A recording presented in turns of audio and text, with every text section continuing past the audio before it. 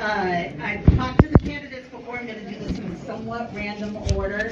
I'm going to kind of mix up the lesser known people with the better known people. And we're going to start out with our terrific candidate for U.S. Senate, who has done wonderful things for the party over the past couple of months. And I know I'm fully on board with John.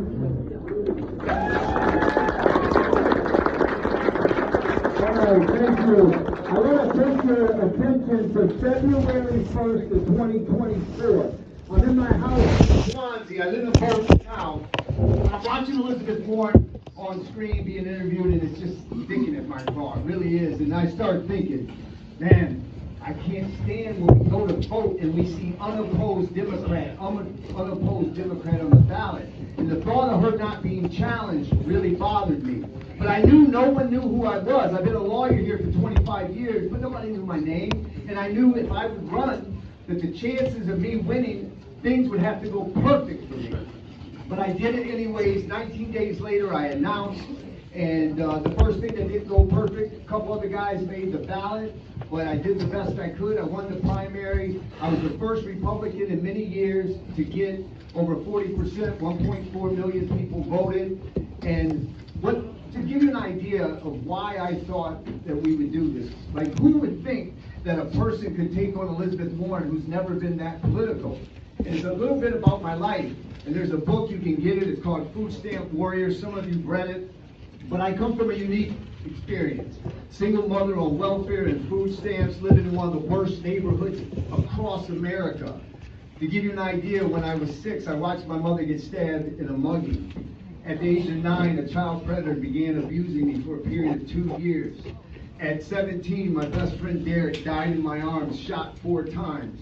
My first day of high school, I had a gun shoved in my face.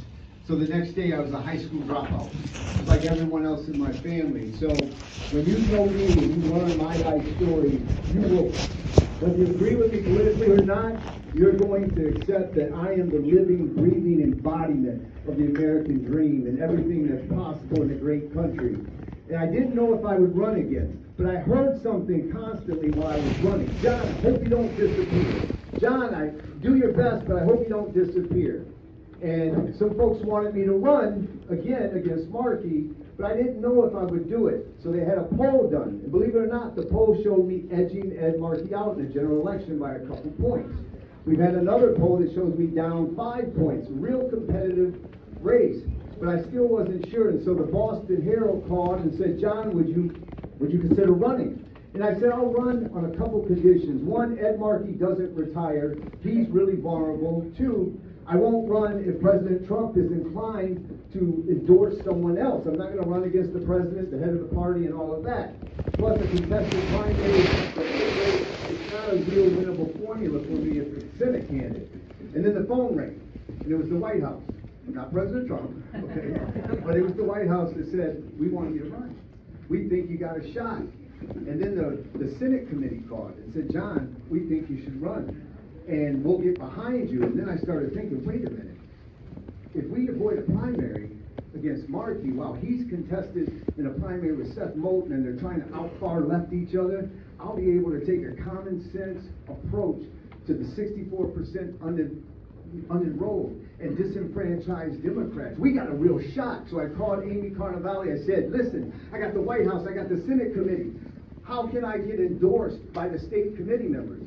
And she said, if you get 2/3 of the vote, you can get an endorsement. So I spent 160 hours sitting with 65 state committee members. Many of them are in here. Some of them that didn't vote for me, that blamed me. It's something I learned, that you have to earn everyone's vote. Just don't assume because, that I'm going against Elizabeth Warren that they're going to vote for you if they don't have a reason to vote for you. You just can't be against the other party. So I sat with them and I disabused them of certain perceptions that they had, that we really are so much similar in the way we think. And even if we're not 100% together on an issue, if we talk to each other, if we respect each other, we'll make progress on every issue.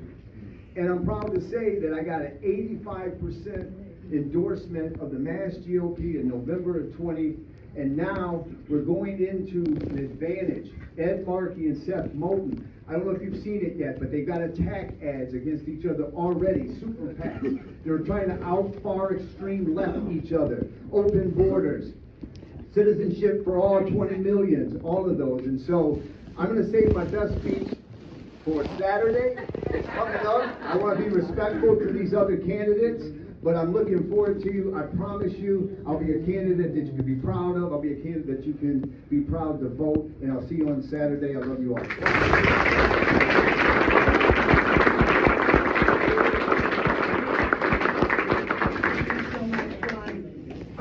Perfectly on the dot. I failed to mention that my name is Wendy Wakeman. I'm a member of the North Andover Republican Town Committee, a town committee that works very hard. And town committee that works very hard. We are led by Kevin Doobie over there in the corner. To the Republican Party. He's working hard with Micah to make sure that the Congress race goes well, and he's working hard with my gun guys down on the Cape to make sure that that question goes. The other person I said I'd call out and didn't, Trevor Tarr is here. Trevor will be waved. Trevor Tarr, formerly held by Brad Jones, who may or may not have been a Republican. Trevor is a Republican, and he's going to be on board with us when he wins that race. I'm now going to welcome another state rep candidate, and that's my friend Chris Shepley, who represents part of North Andover. Chris.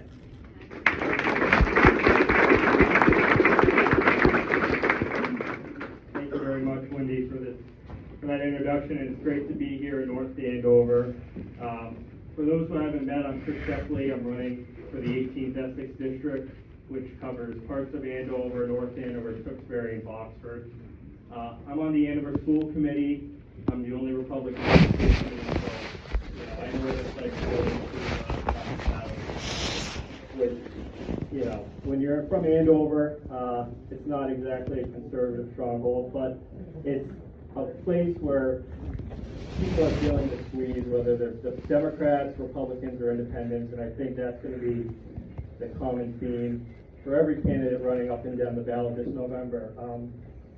Our state, under this one-party rule, is going in the wrong direction, and that's why I'm running. I'm running to bring the status quo down. I'm running to be a real fighter, a real representative for this district. And I think what's really exciting about my race is the fact that it's an open seat, and it's a seat that we've held before.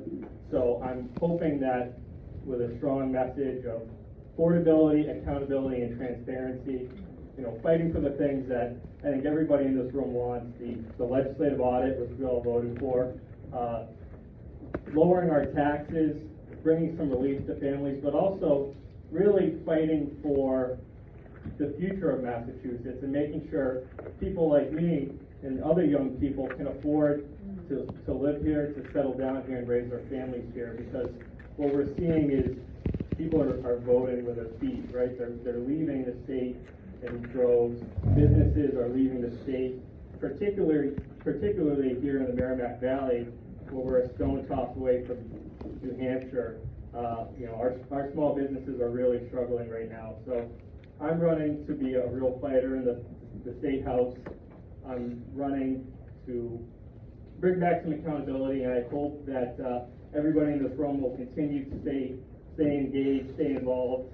I hope you all will join me at the convention on Saturday, and I'm looking forward to November. So thank you very much. Thank you, Wendy.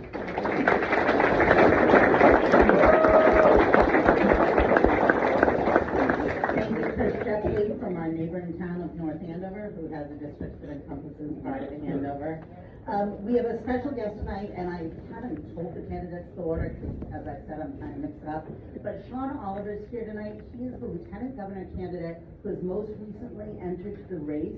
Shawn, I'm going to bring you up in a second. He's from New Bedford, my hometown, and we haven't had a chance to get to know him yet. So thank you for coming, and everybody join me in welcoming Shawn Oliver.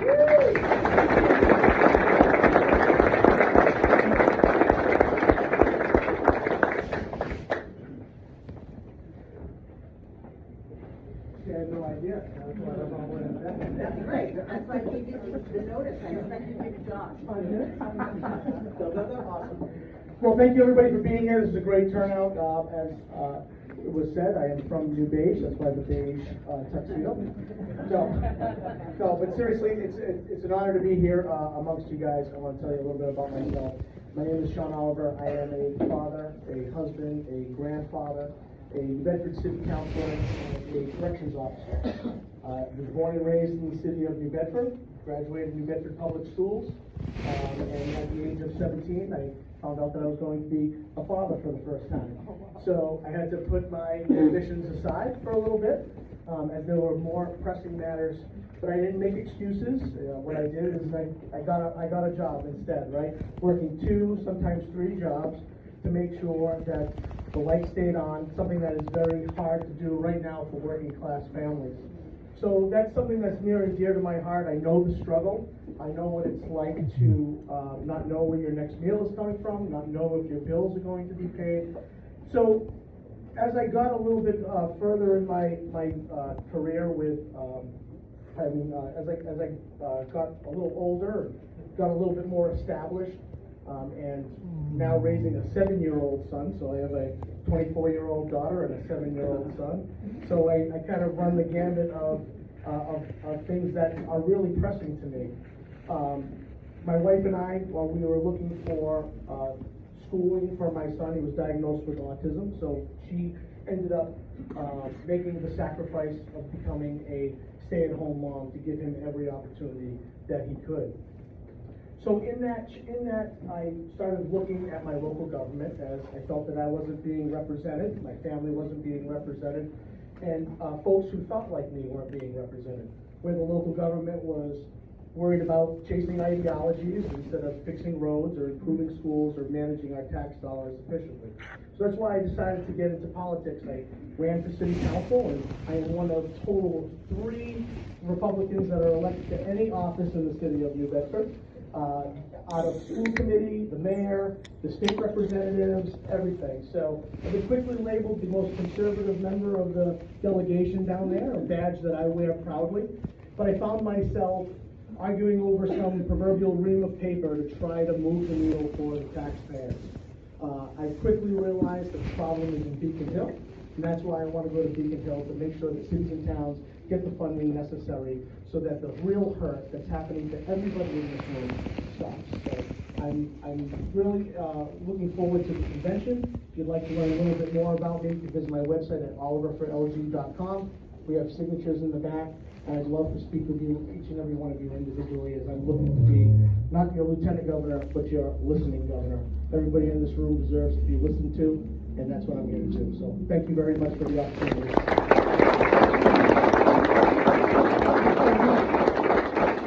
The first race I ever managed was a city council race in New Bedford. The next person I'd like to introduce is our treasurer candidate. Great candidate, really glad you're stepping up, Elizabeth Dionne, and I believe it's your first time in North Andover speaking with a politician. Welcome her.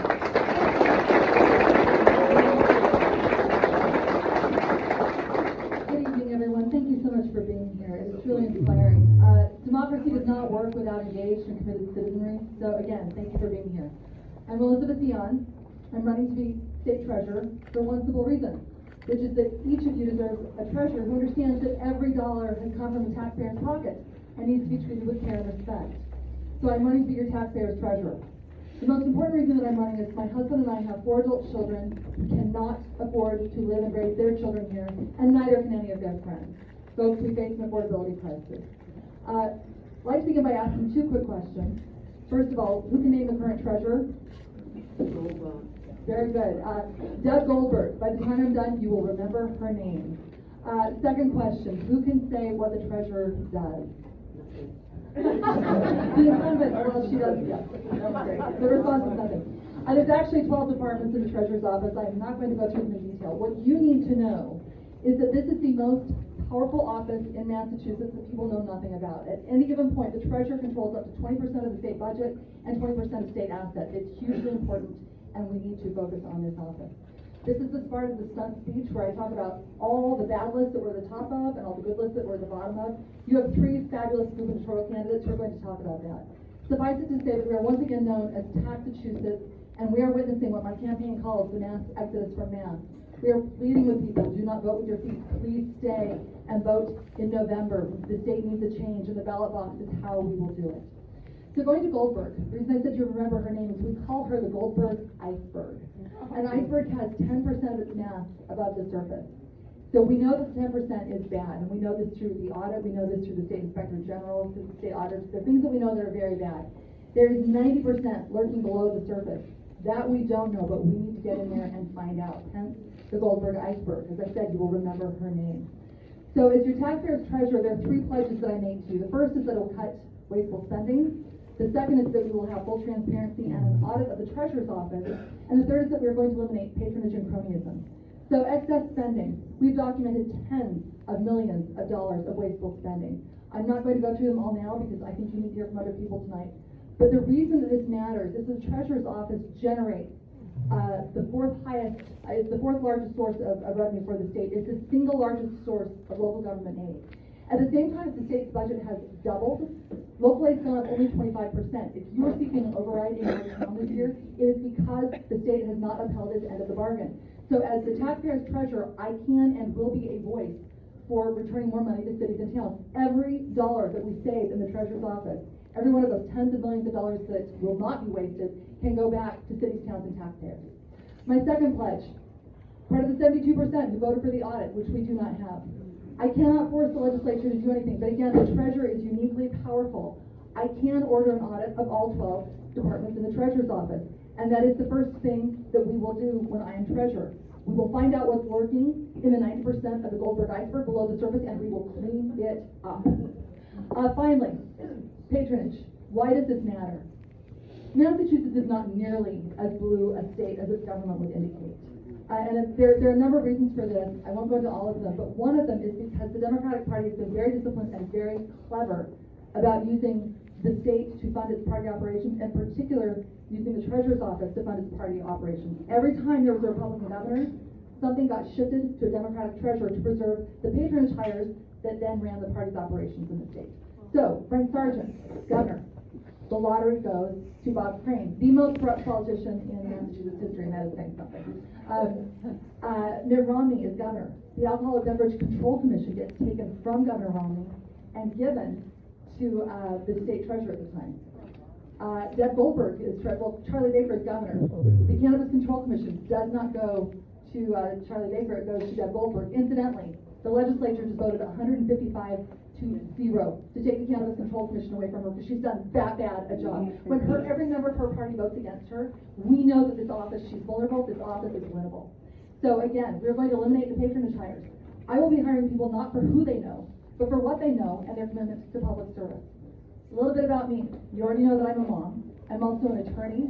I'm an educator. And for the last 10 years, I have been a local elected official. Am I out of time?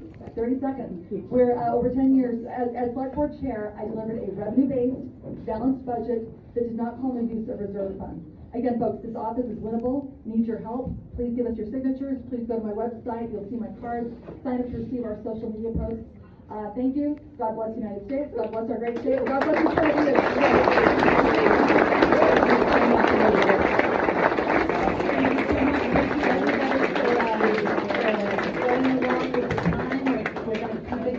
Let's bring up a governor's candidate, my old friend Brian Shortsleeve, who's been in this for a long time. Brian, come tell the people about you, and everybody, let's welcome him.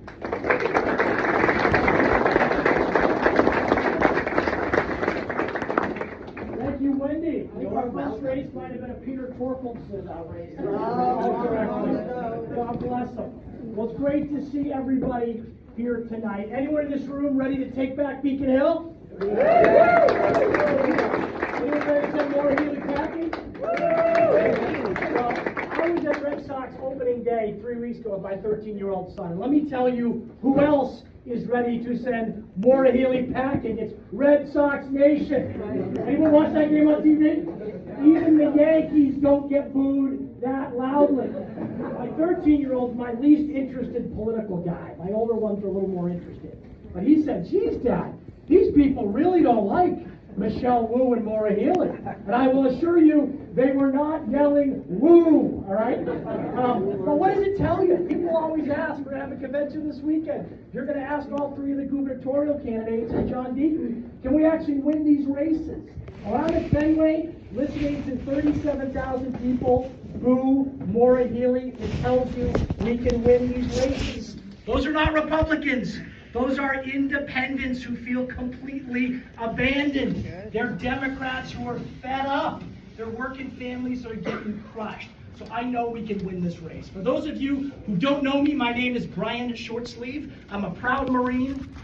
I'm a successful entrepreneur who built a great company here in Massachusetts. I'm a proven government reformer that took on the toughest assignment in state government back about 11 years ago. And most importantly, I am the father of 3 teenage boys with my wife Liz of 18 years. And we want those boys to be in this state when they get out of college to come back here and live and chase their dreams. Long before I got in the business world, I was a Marine. When I was growing up, my grandfather was my hero. He was a Naval Academy grad who had served in World War II. I always wanted to serve my country. Did the ROTC program at Harvard, got out, deployed to the Persian Gulf, deployed to Bosnia, peacekeeping missions back in the mid-90s. And for me, personally, the most important lessons I learned about life and leadership, I learned in the Marine Corps. Core values of the Marine Corps are honor, courage, commitment. You work together as a team to accomplish a mission. Marines are the first in, last out, get the job done, no excuses. That's leadership. It's leadership in the Marine Corps, it's leadership in the Navy, it's leadership in the Army, it's leadership in business, and it's leadership in state government. I'll tell you right now, in Maura Healy, we have someone that is not leading. Leadership means putting the mission first, not backing down from a tough fight. It means moving with a sense of urgency and a bias for action. Maura Healy is the queen of blue ribbon panels and commissions. On every important issue facing this state today, she's got a blue ribbon panel or a commission. We have a competitiveness council recently stood up. And I got some news for you. I spent 25 years in the private sector building businesses. If you need a competitiveness council, it means you're not competitive. She's got a blue ribbon panel looking at your electricity bills and trying to understand how on earth, as John was telling me in the back earlier, we're now up at 36 cents a kilowatt hour and 20 cents of it are state mandated fees. We don't need a blue ribbon panel to tell us that. We know the steps we've got to take. And when I'm governor, day one, morning one, we put new DPU commissioners in. The governor controls the DPU, and we strip all of those state mandated fees out of your bill. The governor can do it. End the tax on tips. End the tax on overtime. Suspend the gas tax. Sign the income tax back, rollback. It will pass. If we got a governor willing to sign it, we can put that in place. Those are concrete, real things that we can do. But with Maura Healy, I mean, think about the state of things in Massachusetts. This week, the numbers came out on the most recent jobs performance, and we're now down 26,000 jobs from when she started. And what is her solution on affordability? Her solution is higher taxes and more green fees on your electricity bill. She says she's proud of the record so far. She says we're making great progress. Well, I tell you what, when you're suffering an affordability crisis and you're increasing taxes and you're increasing fees on people's bills, that's not progress. That's something I would call mass backwards. She's got it backwards. A state parole board that puts, am I up? 30 seconds. 30 seconds. A state parole board that treats criminals like victims and treats victims like afterthoughts, that's not progress, my friends. It's mass backwards, and we are going to change it. Who's going to the convention this weekend? Awesome! Wendy, thanks for your leadership. Amy, thanks for your leadership. Kevin, thanks for your leadership. I'd love to go to the convention, and we will see you Saturday. So Friday night, I got to tell you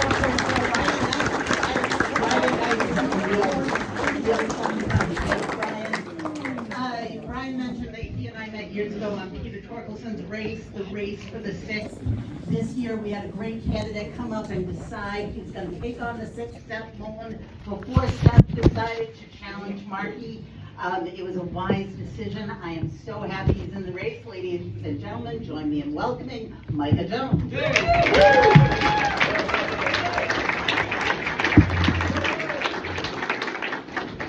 Thank you so much, Wendy. Thank you, Kevin. Thank you, Amy, for being here. And many thanks to North Andover GOP for putting on this incredible event. And most of all, thank you all for being here. I feel incredibly lucky to be a part of such a great slate of Republican candidates. And to me, in the end, that is the key path to victory this cycle. My name is Micah Jones. I'm an attorney, I'm a U.S. Army veteran, an attorney, a father of 2 wonderful children, and a husband to an incredible wife.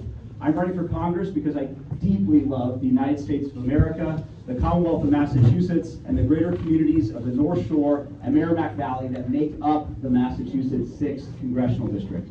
Above all, I want the Massachusetts 6 to be the best place to raise a family, start a business, and build a life. And my campaign is based on 3 core principles: accountability for members of Congress, opportunity for the communities of the greater North Shore and Merrimack Valley that make up the Massachusetts 6th Congressional District, and security for our nation. We have a lot of folks speaking here tonight, when I know we want to get through all the candidates, and so for those of you who are interested in learning more about my campaign, I really encourage you all to visit my website, micahqjones.com. Please take a look there, and I really look forward to connecting with you all at some point throughout the campaign, and please feel free to reach out. But I'll end it there, Wendy. Thank you so much.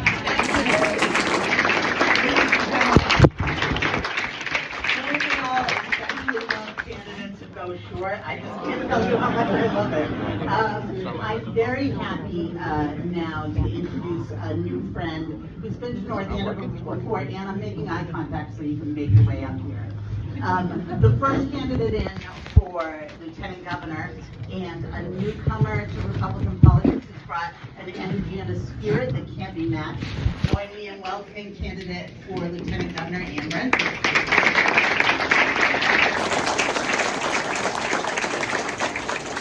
Thank you so much for having me, Wendy.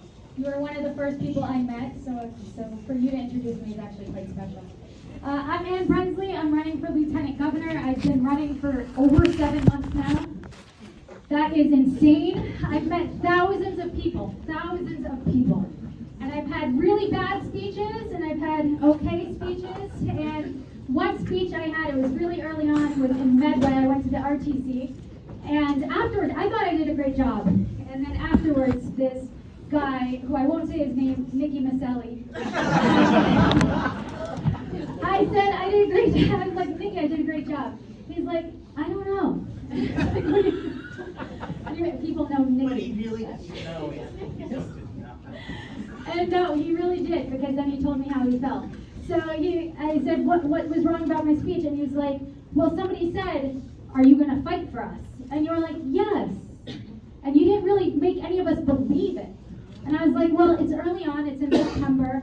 I was like, I just don't feel that right now. Right now, what I feel like is learning about what is going on with everybody.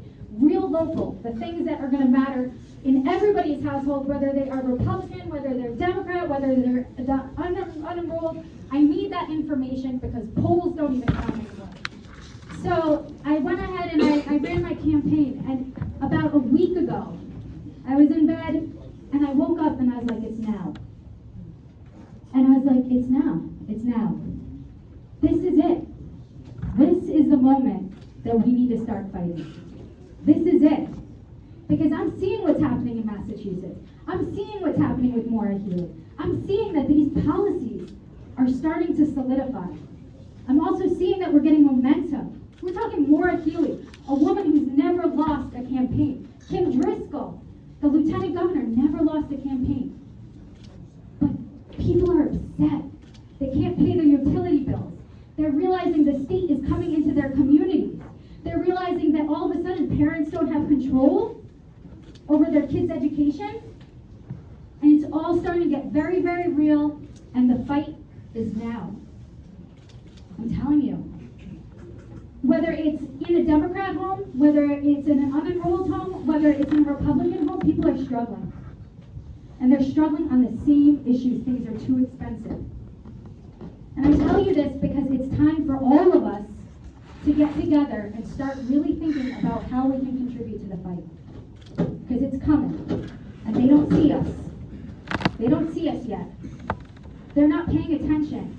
They're still in their echo chamber, thinking everything they do is right. It's not right. And people are hurting. And we're the solution. So I'm going to gear up. I'm going to start suiting up. I'm small but mighty.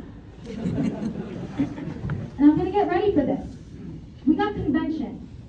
All right, let's be clear on this. We go to convention, we go united. We come out of convention, we come out united. And we fight. My whole speech is about fighting. I'm already giving you a preview.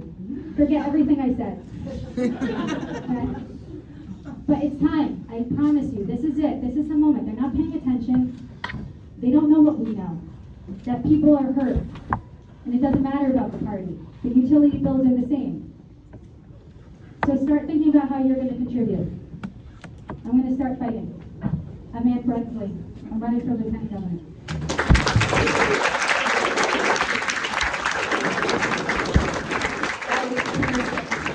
I love your message, Ann Brensley. That was great. I mean, you've taken it right out of Nick Pacelli's mouth.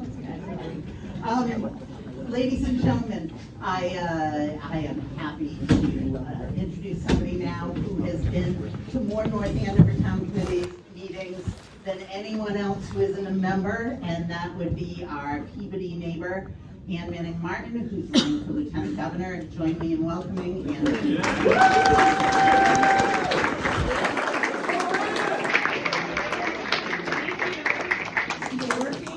Is it working? Awesome. My name is Ann Manning Martin, and I wake up looking for a fight every day. I'm running for Lieutenant Governor. People ask me why. Because we need to retire Mara Healy, right? We're not going to survive another 4 years of Mara Healy. So I'm running for Lieutenant Governor to do just that. I'm a 5th-generation Peabodyite. I'm on the City Council in Peabody. I've been doing that for about 19 years. Prior to that, I served 8 years on the Peabody School Committee. And I have 34 years in public safety. I'm currently the Deputy Superintendent at the Department of Corrections. So I have public safety, education, municipal service, and that makes for a good ticket. I am running with Mike Kennealy, who really tags all the bases for me in private industry, government, and public service. I am a public servant. That is what I do. I look out for my constituents. They send me back year after year, re-electing me many times when I wish they wouldn't. People look at me and say, what are you, crazy? You've been doing this for so many years. We've been doing this for 27 years. Are you crazy? I said, once you see how the sausage is made, you can't walk away from your constituents. You can't. I can't turn my back on people like you in my town. You elect me Lieutenant Governor, I'm not going to turn my back on you. I'm going to listen to you. I'm going to fight for you. We had hands raised for delegates in the room.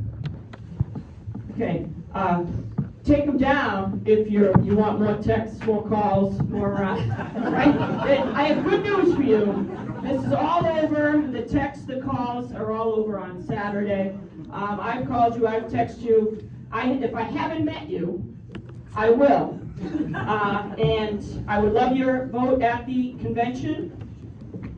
Again, we need to put forward the best team to take out Mara Healy so that we can win in November.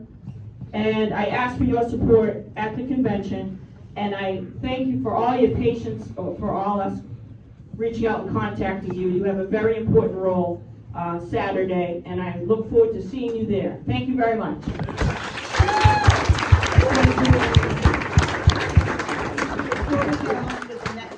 We have a little bit of a problem in the parking lot. There's a black Dodge that double parked behind a white truck.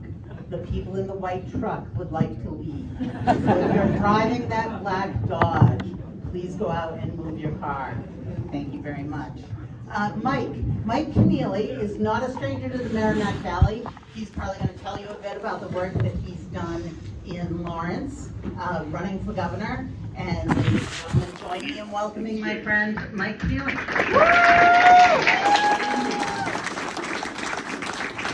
Wendy, thank you. Can we give a big thank you you to Wendy and Kevin again for a great gathering today. Wow! All right.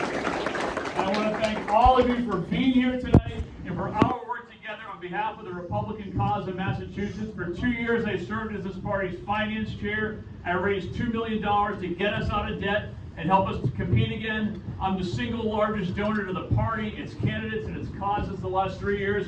And as your Republican governor, I will never, ever forget the grassroots of this party. Thank you for your commitment to this party. Now, politics is a team sport, and this team has to accomplish something very important this year. We have got to get Governor Healey out of office. I could spend all night talking about Maura Healey's failures. Let's just say she is a policy, management, leadership, and moral failure as a leader. She is not worthy to lead this great state. When I think about Massachusetts, I think about the town I live in now, Lexington, where 251 years ago, farmers stood on the town green and faced the biggest army in the world for the cause of freedom. That is Massachusetts. But Maura Healey's Massachusetts, we have the worst economy of any state in the country, crushed by liberal tax and spend ideology. A cost of living crushed by climate ideology. Our kids in school suffer from woke ideology. This is not who we are. Enough is enough. We've got to elect a leader with real vision and real values, and I want to be that leader. Now look, a bit about me. I'm a business person. I spent 19 years in the private equity business. I built a firm from $300 million in assets to $4.7 billion in investments in 100 companies all over the U.S.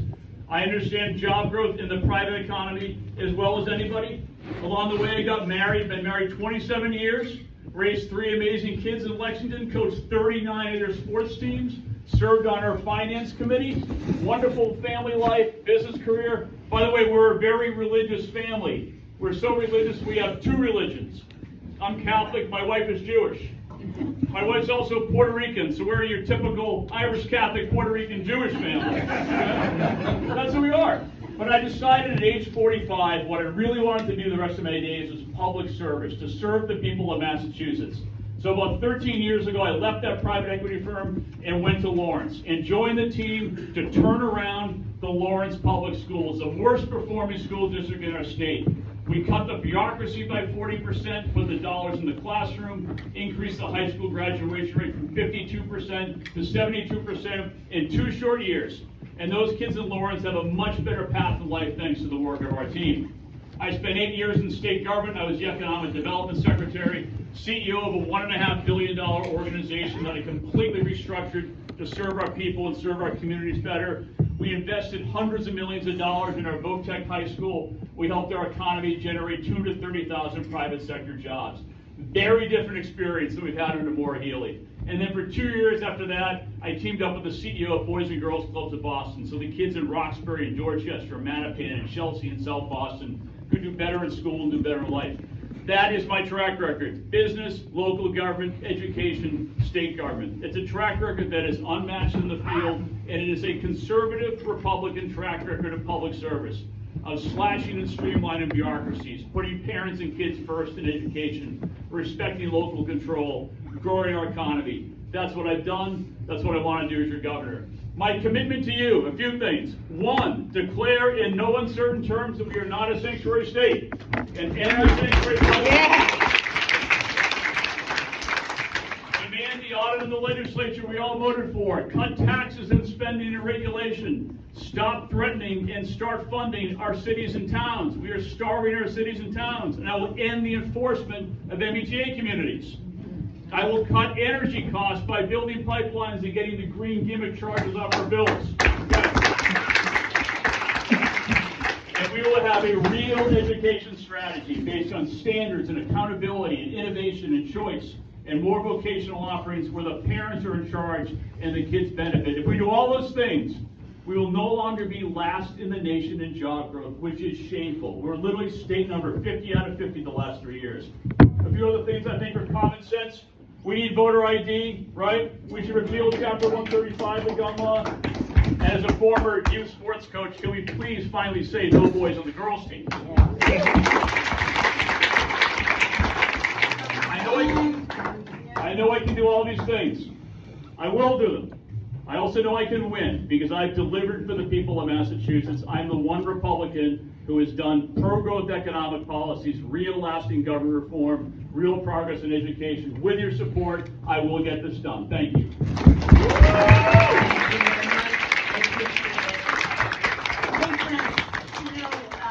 There's a candidate who doesn't get a lot of attention, who's going to come and speak to us, and that's Mike Walsh, who's running for Attorney General. I want to tell you that 4 years ago, Mike did a lot of pro bono work for the party. He is taking on a challenge somebody had to take on. I am so delighted that he's doing this. And if you want somebody who's got tons of fight, tons of creative ideas, and the chutzpah to do it, it's Mike Walsh, ladies and gentlemen, our candidate for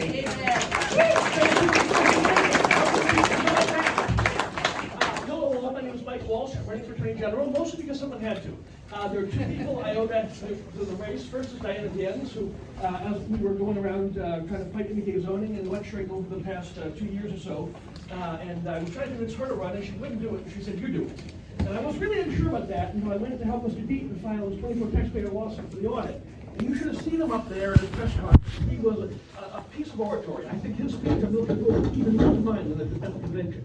And it wasn't until I saw him speak, I was really convinced that there's a lot of hypocrisy up on Beacon Hill. We got to do something about it. But for those who don't know, this weekend is actually the halfway to Halloween celebration for horror films in Salem. And I was thinking, we got a lot of that going on here too. Like 4 more years, the return of Maura Healey. And I was thinking about what Beacon Hill's horror movies might be. And if you think about it, it's not just the fact that Mr. Deaton could play Frankenstein, or that Mr. Minogue looks a little bit like the creature from Black Lagoon, or that Mr. Oliver and Brensley star in The Incredible Shrinking Man. By the way, I'm going to go see the original War of the Worlds with my nephews. What they're afraid of is a flashlight and a calculator being in the same room. The other thing that they're really afraid of is rooms like this, where people who care come out and say, let's change the world. Let's vote for something different. Let's have courage. Let's model some values, and let's change the world. So I'm running for Attorney General because I think we can do that, and I'm hoping to be your next Attorney General. Thank you all.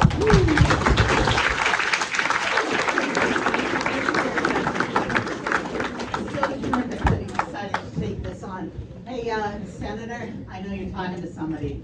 Would everybody join me in welcoming Senator Bruce Tarr? And so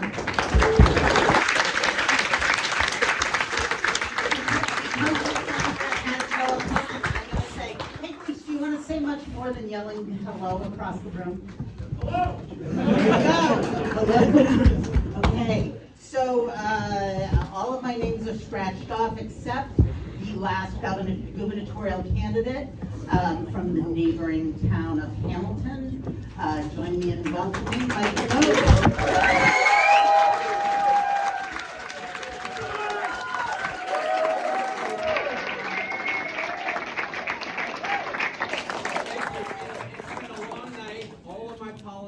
Website, but I'm Mike Minogue. I'm running for Massachusetts so that we can make the best place to live, work, and raise a family.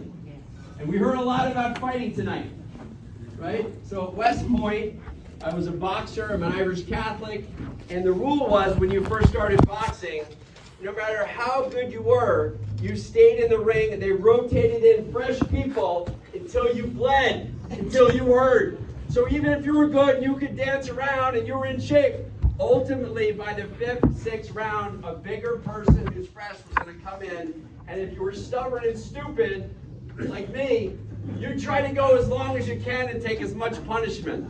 In the real world, when that happens, which it has, when some of my friends in the military were in the wrong place at the wrong time on a weekend and ended up taking on a little too many people, the following week, I had to graduate. I had to walk up on the stage for the commission, and the general looked down at me, and my face looked like I'd been in a fight.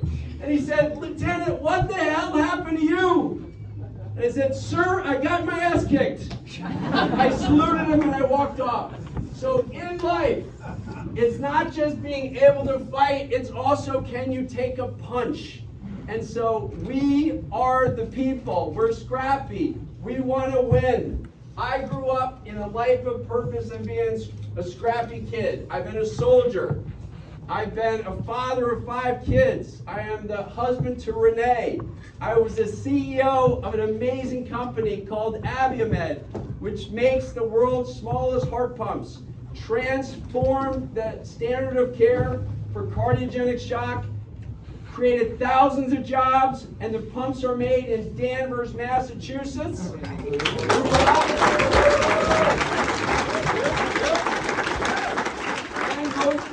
And most important, saved hundreds of thousands of lives, many of those lives in Massachusetts. And I've had this amazing blessing of being on the road, being in these events, and people coming up and saying to me, their father, their brother, their cousin, their uncle was saved by a doctor, a nurse using our heart pump. So I'm blessed with that. Thank you.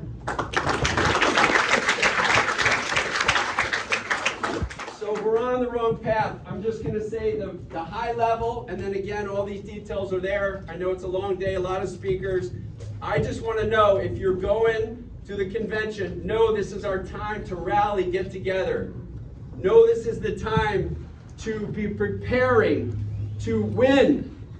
So audit, we need to do it. I supported the state auditor. We need to do that. It's a one-party system. Accountability, that's what we need. Affordability, we need cheaper energy. We need more jobs for opportunity. We need to give kids choice in education for their parents. And last, the job is to keep our communities safe, uphold the law. We will not be a sanctuary state. We will not provide free right to shelter and everything. And we will make Massachusetts again the best place to live, work, and raise a family. God bless you. Thank you.